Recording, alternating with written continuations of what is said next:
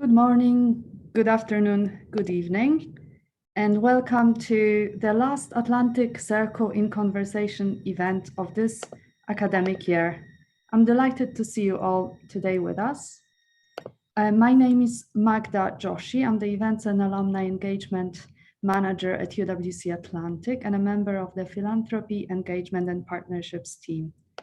Today's event is titled Sustainable Finance, a game changer for achieving policy goals, understanding the accelerating transformation of finance to meet society's sustainability goals. Today, I am delighted to be hosting two speakers who will talk about the topic of today's Atlantic Circle in Conversation. I'm joined by Peter Munro, parent of a current UWC Atlantic student and head of investor relations at the European Investment Bank, as well as Ladiana Kozic, senior social development specialist at the European Investment Bank. The event will be moderated by Joel Kenrick, UWC Atlantic alum class of 2003, who is the Policy Deputy Director at the UK Infrastructure Bank. All speakers will be speaking in private capacity.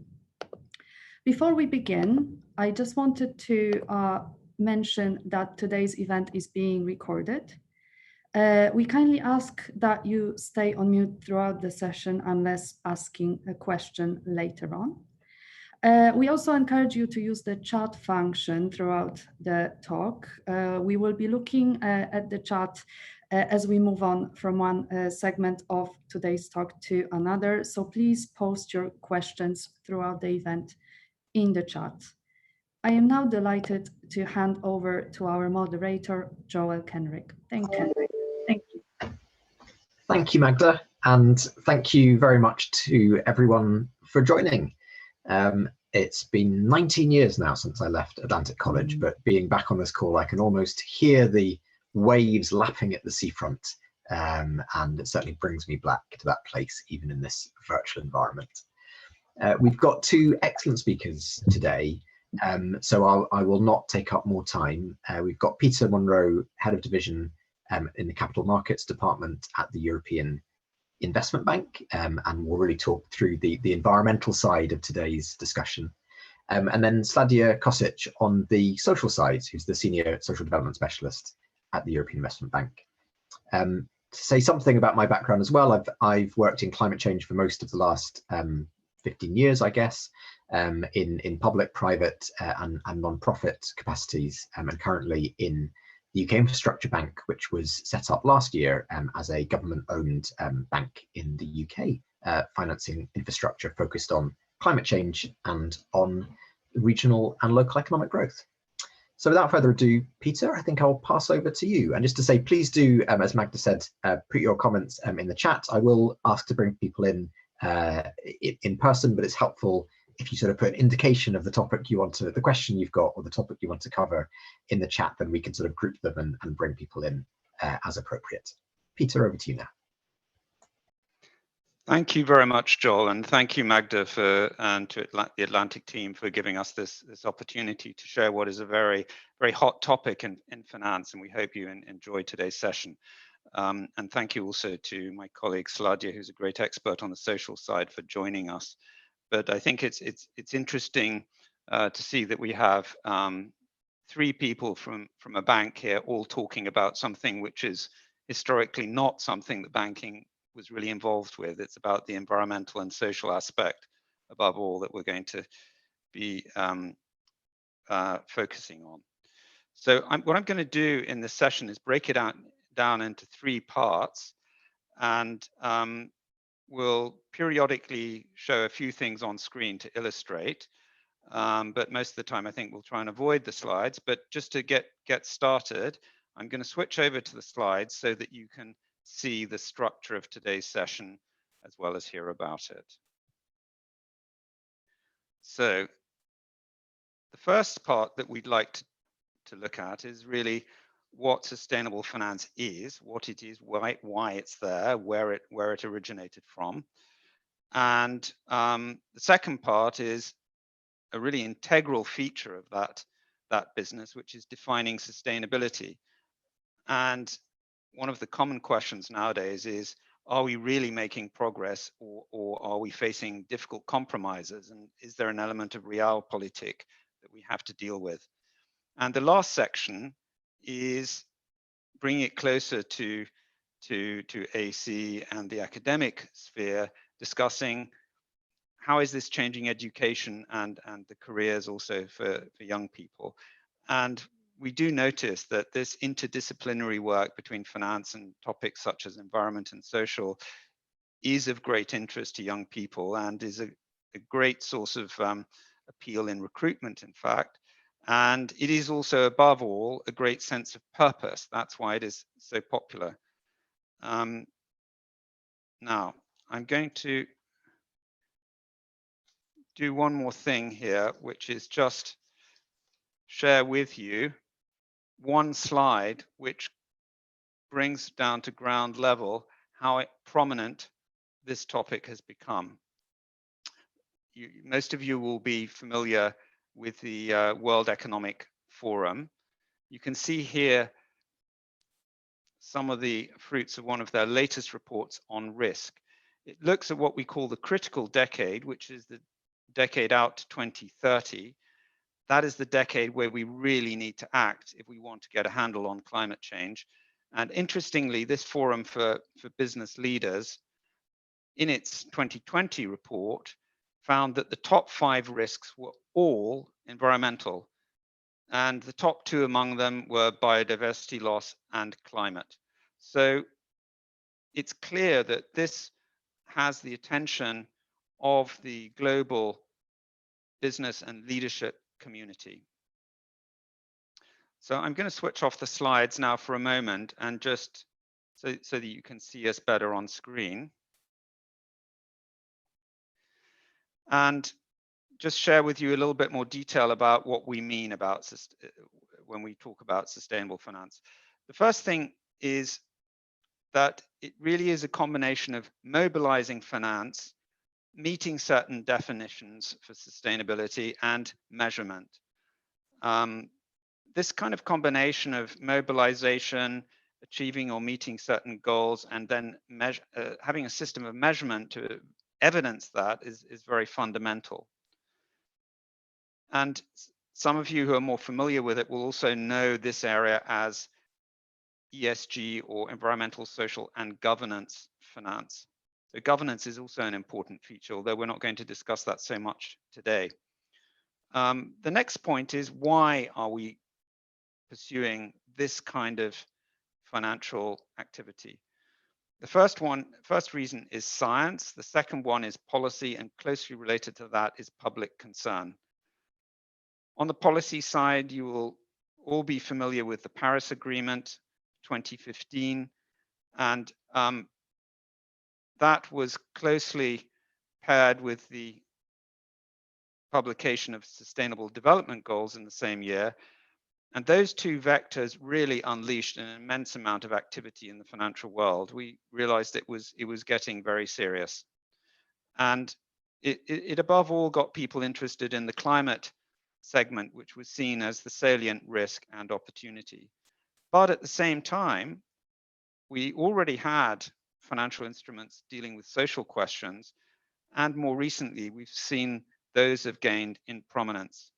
Especially during the COVID pandemic, there was a real acceleration of social finance, and a lot of financial market transactions started to reference social criteria. And a related point that is sometimes a bit drier to look at, but very fundamental to the way that finance works, is regulation. There are now growing obligations for transparency and also risk management in the financial sector, referencing environmental and social criteria. And this is something that over time could force really substantial reallocation of money. And that is then, especially in the first instance, in my view, manipulated by the risk considerations. If we think back a little bit further where this all originated from, it has been a longer term feature of finance, the ESG finance activity, But what is striking is again, this acceleration in the last few years, and even more so, I know that there was an AC delegation that went to COP26. Well, you went at a very good time, because that was when the Glasgow Financial Alliance for Net Zero was shaped. And that was the first time I think we've ever seen so much capital amassed behind an objective, an environmental objective.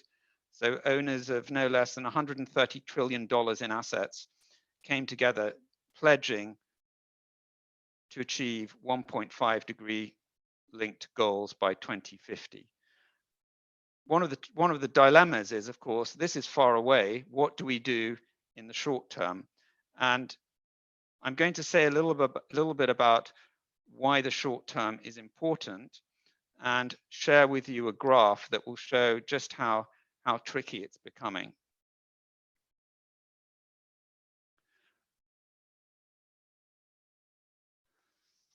So just one second. On the next slide, you can see something about what are called the decarbonization pathways that are needed if we want to remain in the 1.5 to 2 degree range. And you can see that as time progresses, those need to be ever steeper. And also as time progresses, we are trending towards larger carbon budgets, which move us further away from 1.5 and closer to a 2 degree scenario, which is certainly much less desirable. You will find a lot of academic research on this. There is, of course, the Intergovernmental Panel on Climate Change reporting, but it is becoming very urgent. That's the, I would say, the first critical message. So with that, I think we've kind of reached the end of section 1, and I'm going to pause for a moment and invite any questions either from Joel or from the audience. Thank you, Peter. If anyone does have any comments, do put your hand up or write them in the chat. Sheila, do you want to come in? I suppose I'm curious about who decides where this green money goes. I live in North London near a major rebuild of an incinerator, and that is applying for green funding. And I don't understand how something that will pump CO2 into the atmosphere instead of, reusing, recycling household rubbish. Can anybody explain how decisions get made? I think that is almost a perfect segue, Sheila, into the next topic, Peter. I don't know if Peter, if you want to sort of move on to the taxonomy question, because I think that is it's a really important one that Sheila's raising.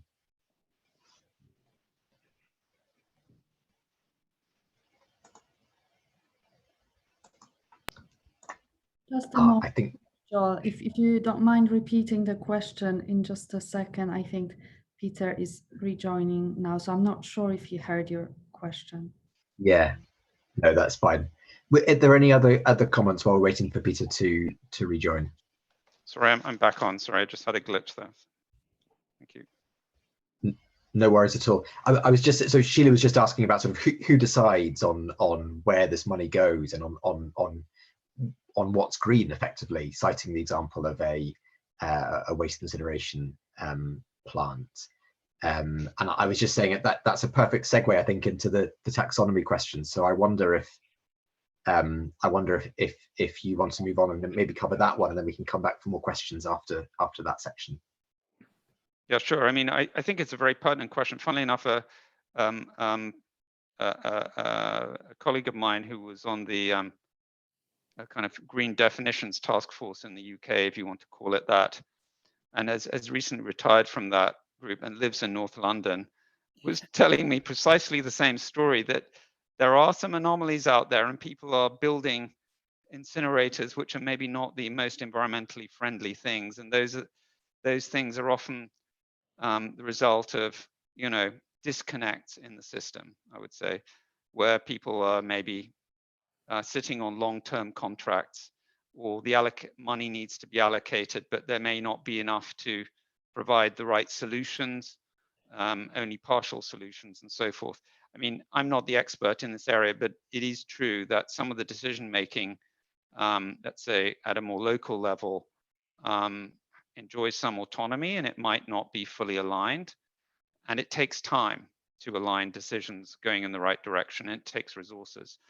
And I think Joel's right. It's probably a good idea to quickly run through, who decides. Well, ultimately, those who provide the money probably decide in some measure, but there are also regulators who can nowadays give guidance on things such as transparency and criteria for transparency. So what we're going to talk about next speaks to this, because it explains what regulators are expecting us to disclose increasingly, so we become accountable.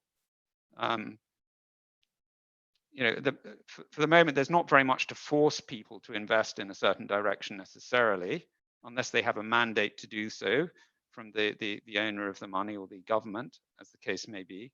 But the more people become accountable, they become forced by the market to move in certain directions, because markets may perceive certain outcomes as more beneficial, for example, Paris-aligned outcomes. So I think we are moving gradually from a world of, concealed action to transparent action, and therefore more accountable action. And we as individuals with our savings, or institutions with their capital, are increasingly holding actors to account. And given that risks are perceived as real in environmental and social space, mitigating those risks is increasingly a concern for the providers of capital, and therefore for those who are deploying it. I think maybe that's a high-level way of looking at it. I don't know if that answers your question. And maybe you'll understand a bit more about what governments are doing in the next few slides. Is that okay? So we're going to go back to the slides very briefly.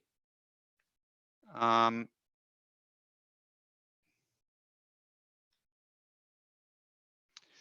going to take the example of how things are done in the EU, because it's one of the most advanced schematics. The schematic that's being developed in the UK strikes me as very, very similar in most ways, but has perhaps not bedded down quite as much yet. Joel will be able to share more insight on that perhaps.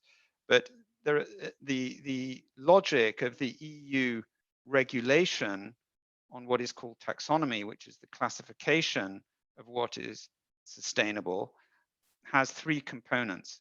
One is that an activity must substantially contribute to an environmental objective. And bear in mind, for the moment, we are talking environmental. The social part is still very much in the making, with one or two exceptions that I'll explain in a moment.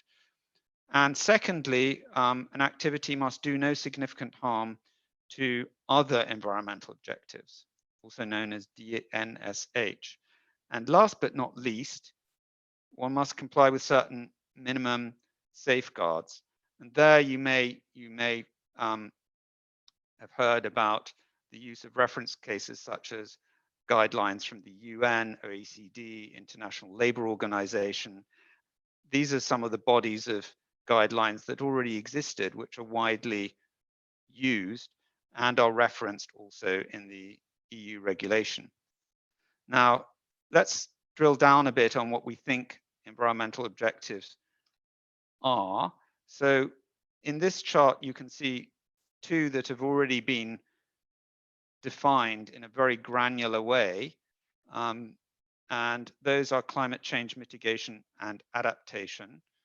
And the second part, which is in draft form, but expected to come into force next year, are four other objectives. One to do with water and marine, another for circular economy, also pollution prevention and control, and lastly, biodiversity and ecosystems.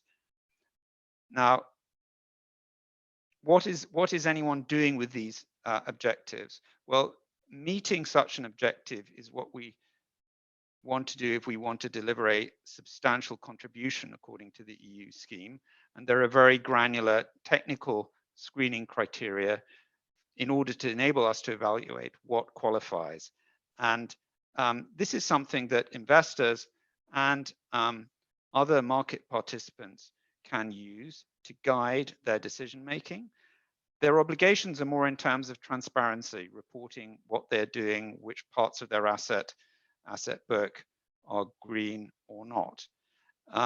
And we are also beginning to look at the tougher part, which is figuring out what to do about high emitters who do not fall into that green space, or those who are very low impact and cannot so easily make a meaningful contribution. And we are, of course, working on the social part, and my colleague will talk about that in a second.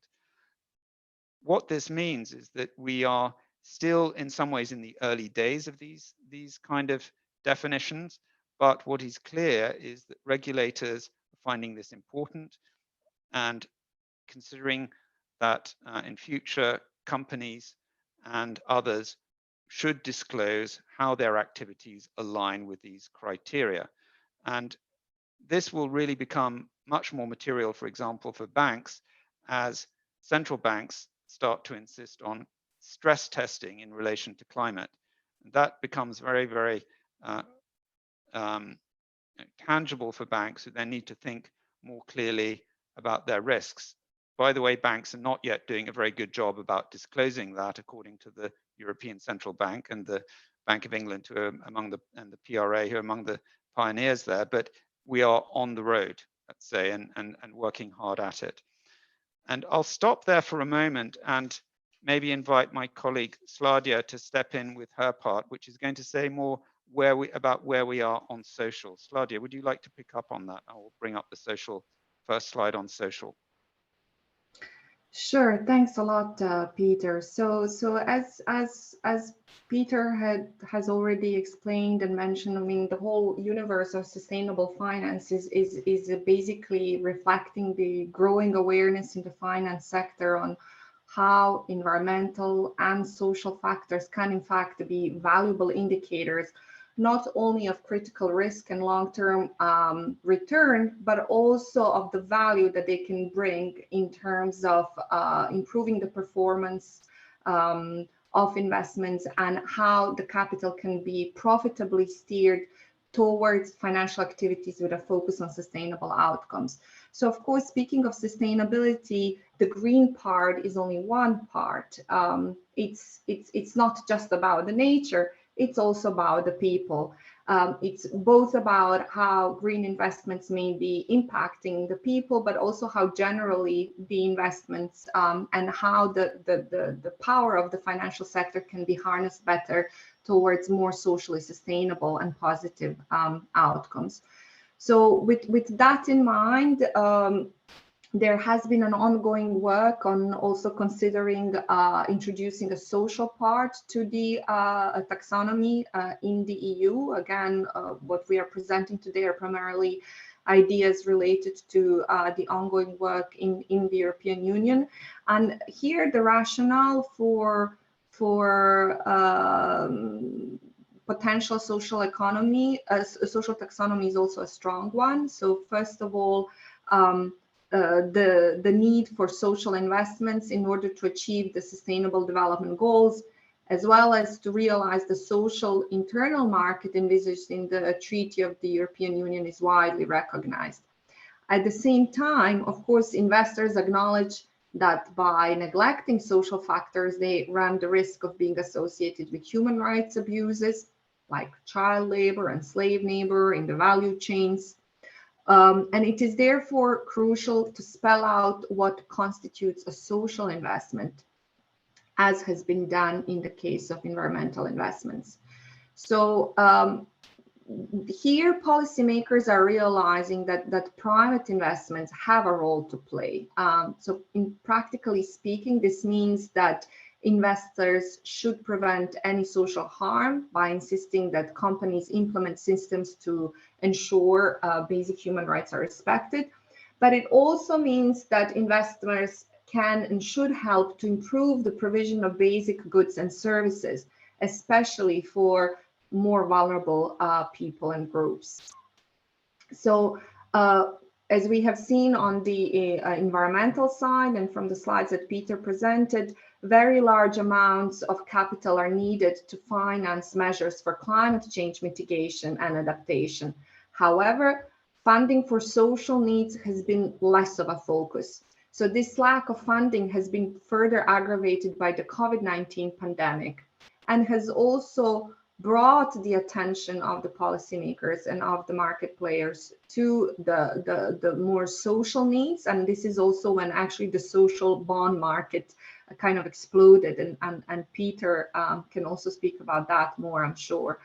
But this is where sort of the need for more social investments has come to fore strongly. So secondly, the transition to a sustainable net zero emissions and climate resilient economy that the environmental objectives are promoting requires crucial changes in many sectors.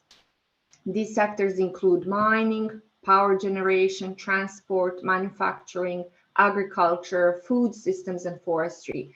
And these changes will likely have effect on the lives of workers in these sectors and their communities. So the transition will also require land to be used for wind and solar power plants, and this may have potentially adverse impacts on land rights, especially in developing countries. So this is where there is also a need for socially inclusive measures to accompany and mirror the green transition. And this is where often today we speak of the need for just transition.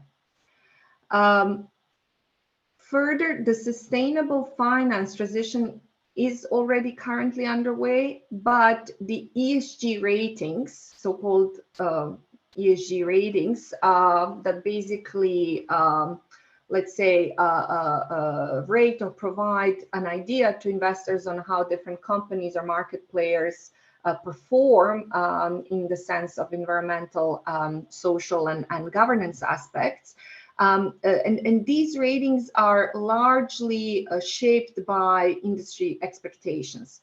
What does this mean? That any analysis of ESG ratings and related outputs underlines actually the difficulties faced by investors and how fundamentally different these ratings can be depending on the provider of these ratings. So different ESG rating providers may have different methodologies, use different standards in terms of looking at what is green, what is to be considered socially acceptable, and what kind of, again, standards and definitions are to be taken.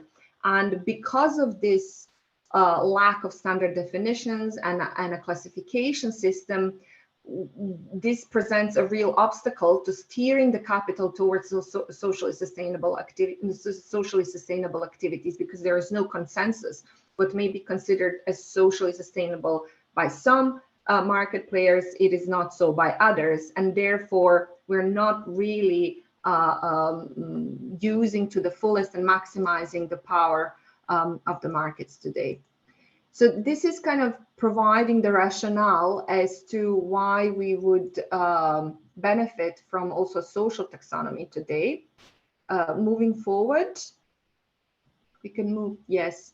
So the challenge with the sort of social parts of this kind of a classification system is that the foundations for the environmental taxonomy are natural science and international frameworks such as the Paris Agreement.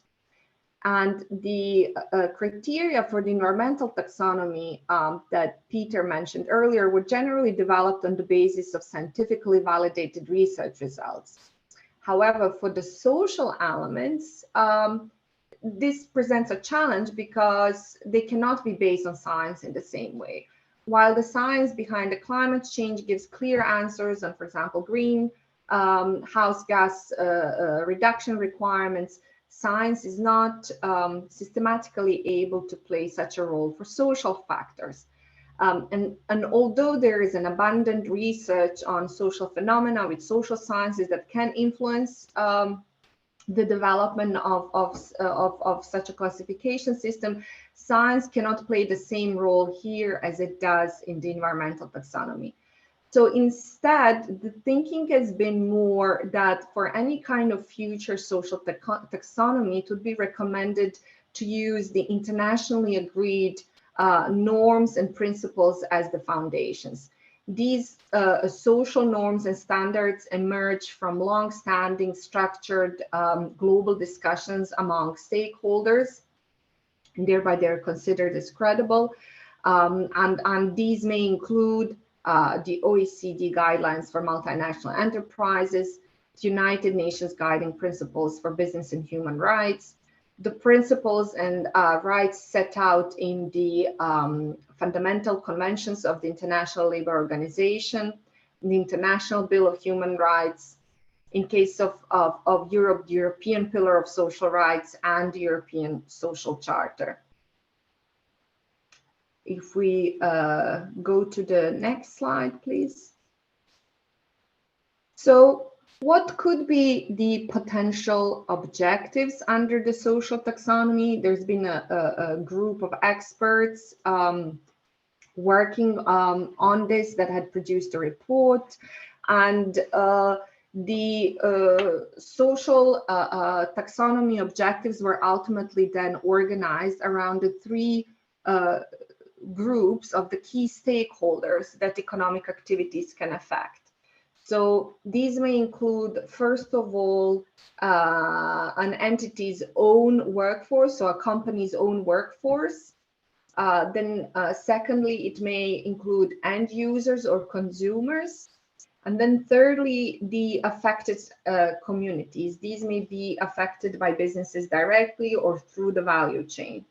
So for the sake of simplicity, the experts recommended that this potential future social taxonomy could be centered around these three groups of stakeholders to whose lives and livelihoods economic activities could make a positive contribution. So the first one, so therefore the first objective is really about the decent work, and this objective would focus on people in their working lives as workers, and it would cover the topics around employment creation, social protection, rights at work, and social dialogue. Secondly, this would be about adequate living standards and well-being for end users of certain products and services that either pose heightened health or safety risks, or that have the potential to help end users or consumers to help meet their basic human needs.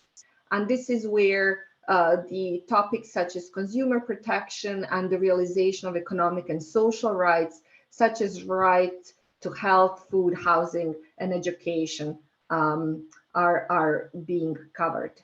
And thirdly, this is about inclusive and sustainable communities and societies, which emphasizes key aspects of respecting and supporting human rights in terms of impacts on communities and the wider society by addressing and avoiding negative impact and making basic economic infrastructure available to particularly vulnerable groups or areas. So here, this objective would focus on people in their role as members of communities. So with this, I would finish the social part and turn over to you, Peter. Thanks, Sladia. So just to pick up and wrap up on that section, maybe to share with you what may be a few topical challenges for us to discuss.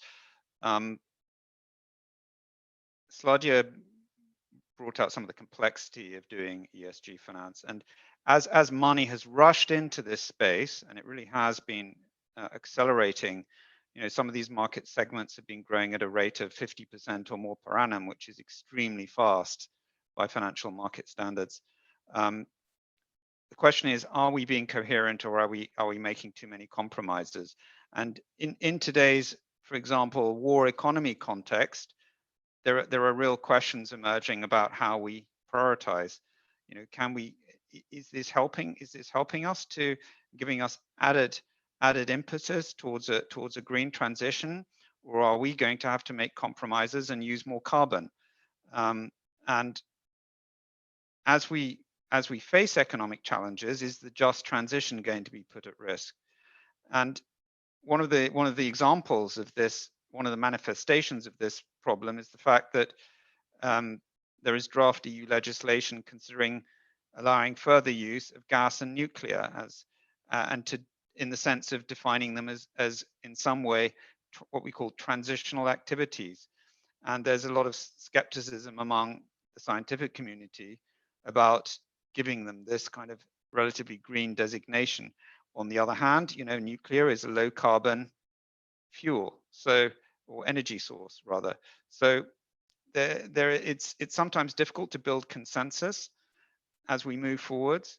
And the other key question is, what can we in reality practically do?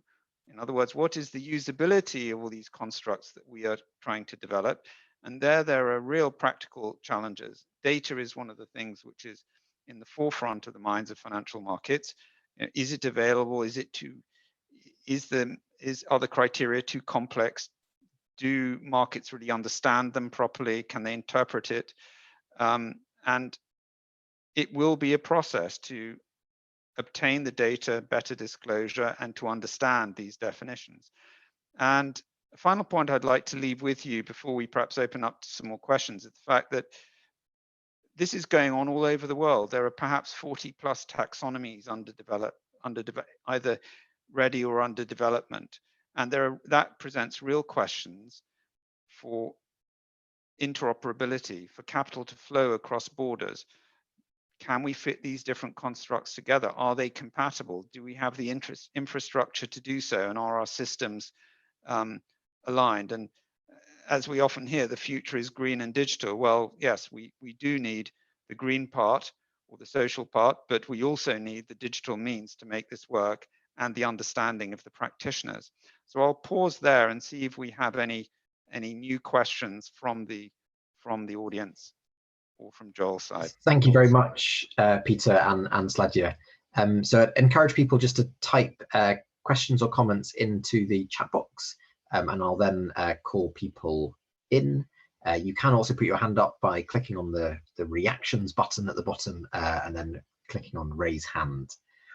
I'm going to start though with a question from Dagfinn, who I think has left us, had to leave for family reasons, but who asked the question. So he works with investment funds and is very conscious of ESG factors, but he says he's a bit concerned that the EU taxonomy will become a paper tiger, to quote Mao, so that it looks fierce but actually doesn't have teeth, I guess. And I just wonder, perhaps Peter, if you've got any response to that.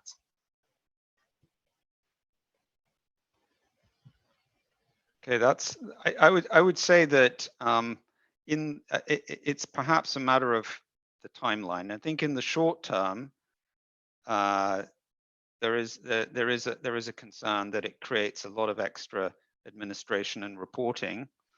But as that reporting gets up to speed, we have to face it. Investors have for years been asking for more and better data, and this is what this is supposed to provide. Now, there is also a risk that we overreach on the regulatory side and ask for perhaps too much detail on some areas and create some complexity which can be difficult to master. So, for example, the do no significant harm criteria are regarded by some as a little bit complex to master. And even though the bulk of it rests on alignment with existing EU legislation, it is quite complicated, and it is taking everyone a lot of time to get to grips with that. So I think that there is, and it's just my personal view, I think that we've perhaps tried to do a bit too much at once, but we do need to have a coherent structure. And whereas, investors may say, oh, well, this is making our lives miserable because we have to report too much and there's too much paperwork. On the other hand, other investors are coming to us and saying, Well, it really can't be that we have people who with one hand say they're building a wind farm and with another hand are financing a coal mine. So then the question of do no significant harm becomes real, you know? So I think depending on which conversation you're having, people may say, well, we find the criteria too complex, or others may say, actually, this deals precisely with the concerns we have. I think it is true that this is not a static construct, and it will have to evolve. We will have to improve it. It will have to become simplified and or better codified, should I say, for market purposes. If we don't do that, we do run the risk of having overreach and just simply too much complexity. And I think that's something we're all working very hard on in the financial industry at the moment, making it all workable. I'll stop there and invite maybe others to comment. Thank you, Peter. Sheila, you've put a comment in a question in the chat, but do you want to say that yourself? You're still on mute, Sheila. When Mark Carney left the Bank of England, he was trying to set up a bank, a common system of assessing investment for banks before COP26, and I don't know what happened to that. He organised major conferences of banks leading up to COP26, and because you mentioned that there were sort of 40 separate approaches being developed. Has his approach failed? Peter, do you want to have a go? Yeah, I mean, Joel, I'd be happy to hear your views on that as well. I mean, Mark Carney was very successful in creating something called the Task Force on Climate-Related Financial Disclosure, and working with Mayor Bloomberg on that initiative, which has effectively become a pretty common baseline for disclosure on climate around the world for all sorts of companies, both financial and non-financial.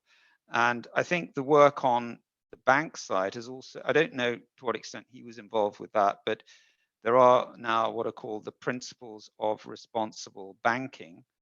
And that has really attracted a lot of interest. So I think these initiatives and coalitions are all growing very, very fast. The real question is whether they have teeth and whether they are implementing things that are really meaningful, or if they're just setting distant targets for 2050, which may not bring that much, as much of the action as we would like to see. Let's put it that way.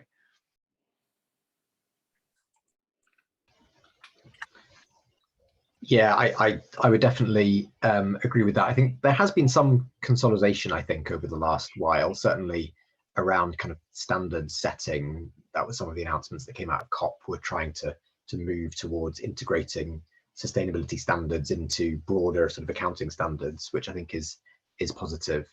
But I'm just really struck, Peter, by the slide you showed near the start of just how urgent this problem is when it comes to climate change. And actually, we have to, I'm working for a startup, so we often talk about, we're flying the plane while we're trying to build it, because we're trying to get everything ready while also trying to invest in projects very, very swiftly that can make an impact on our objectives, and climate change is a key one of those. And it's sort of the same for, I feel, the financial system as well. We need to be moving as quickly as we can.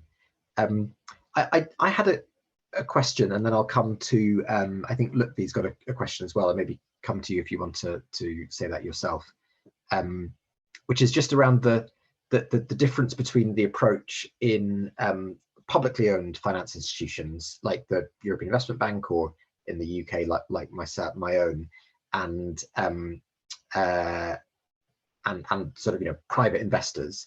And I just wonder if you've had experience, Peter or Sladia, given your experience as well at the World Bank, around sort of the different approaches and different ways that the public finance system and the private finance system approach these, or actually is that an unhelpful distinction to make?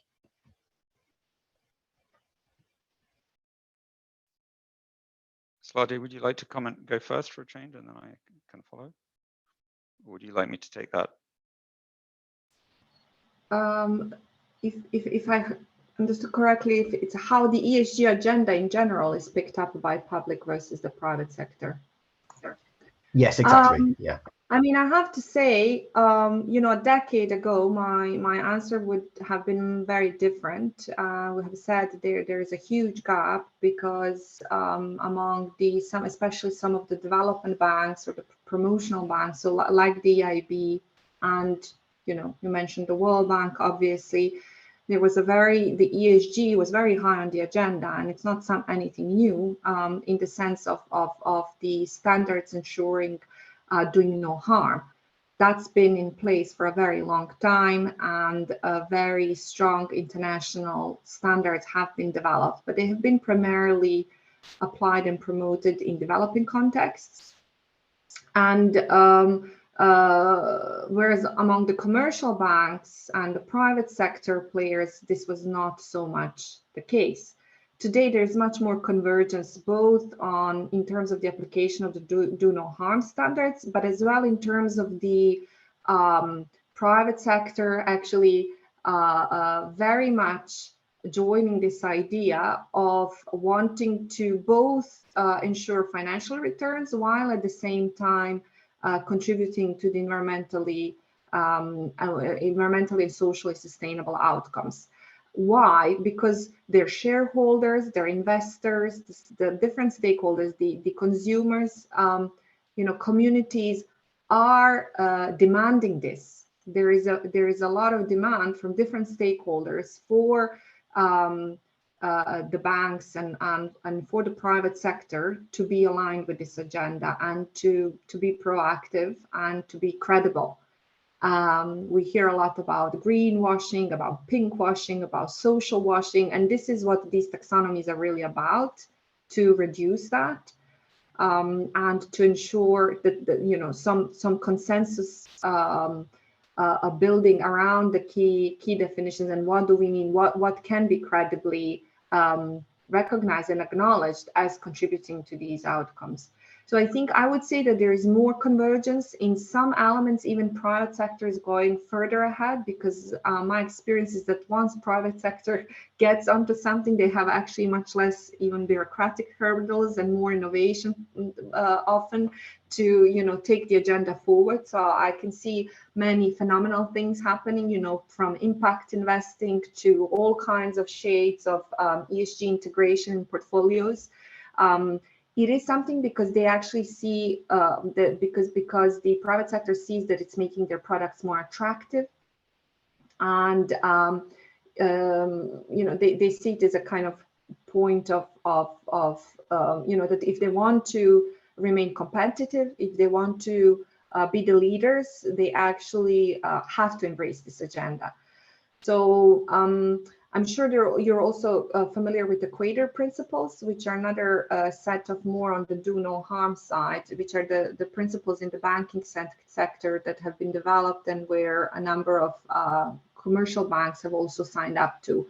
But this again is more on in terms of the really safeguards, which, you know, the taxonomies that we talked about embrace to a large extent, but also go beyond to actually promote more positive outcomes.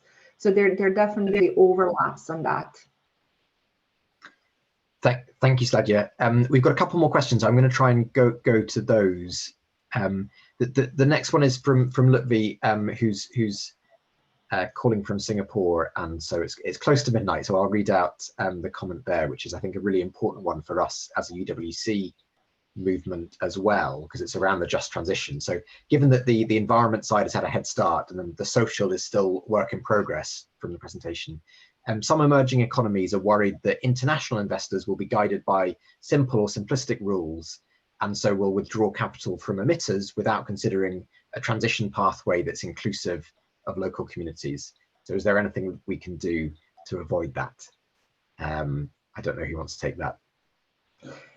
Yeah, sure. I mean, I can tell you that in the EU, the topic of the just transition is taken very seriously. So the EU does have a strong just transition mechanism that is particularly targeting and benefiting the regions in the EU that are expected to be most affected by the low carbon transition. So these are primarily regions that have traditionally been mining regions, so they're coal mines and all the related infrastructure around that. Because with coal mines, of course, traditionally, it's not just about the mines being shut down, but the entire communities that have been built around the mines, and that today may be transitioning, will need to transition, right? So in the EU, this is being done quite thoroughly and systematically.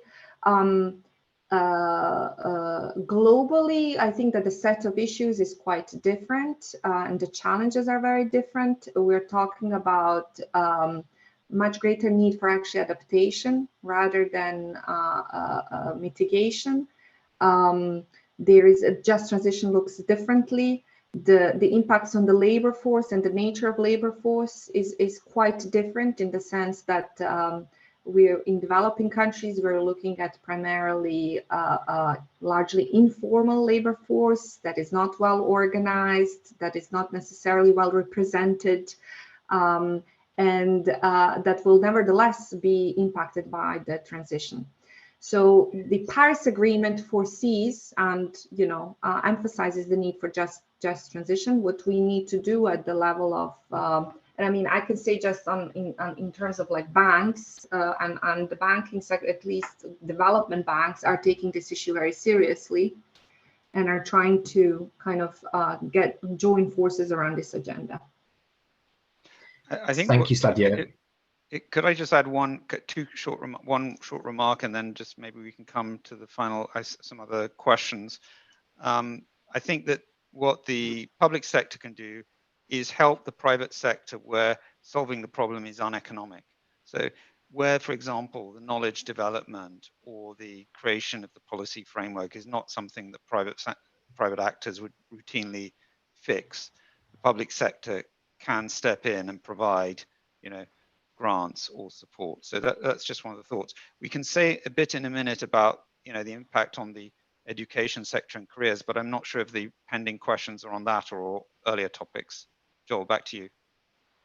So we've got two questions. Let me go to Hector, who's got a hand up, and then David, who's written a comment. Hector. Thank you. Thank you for the talk. It was very interesting. My question is a bit more of a general question, and it's basically the reason why I joined, because I saw that this talk was supposed to give some kind of, I don't know if faith or outline a path through which we could achieve some kind of sustainable state in which we would save our planet to a certain extent. And I'm not a very optimistic person on this. And my question is whether there's an actual, whether the people who know, who I guess is you all that have studied something that is on this area and who work on these areas, have any hope. And the reason why I don't is because nothing seems to be working well enough. The Paris Agreement is not going to be reached, it's going to fail. The supranational institutions are suffering from a horrible backlash from several countries who are supposed to be the ones who enforce this liberal mindset, such as the UK or the US, which drew out themselves of many international agreements. The UK left the EU, etc. And the market, that seemed to be an important topic of conversation in this talk. I don't trust the market too much. The forces that the powerful economic powers come in many cases, for example, from oil, which is not very sustainable. And I don't know, the oil is the example that comes up to me. And those are the forces that, those economic powers are those who can do something to stop these change in one side of this space that is taken by public and private sphere. So the private sphere would be, for example, economic powers who are in the room, but they wouldn't be benefited by this idea of sustainability. So I'm wondering how all of this comes together into some kind of path that we can follow in the current status quo to towards a green future. I don't know if I explained myself too well. Absolutely, Hector. And I'm aware we've only got 2 minutes left of our allotted time. David asks a very linked question, I think, which is sort of what can you explain more what having teeth would mean in practice?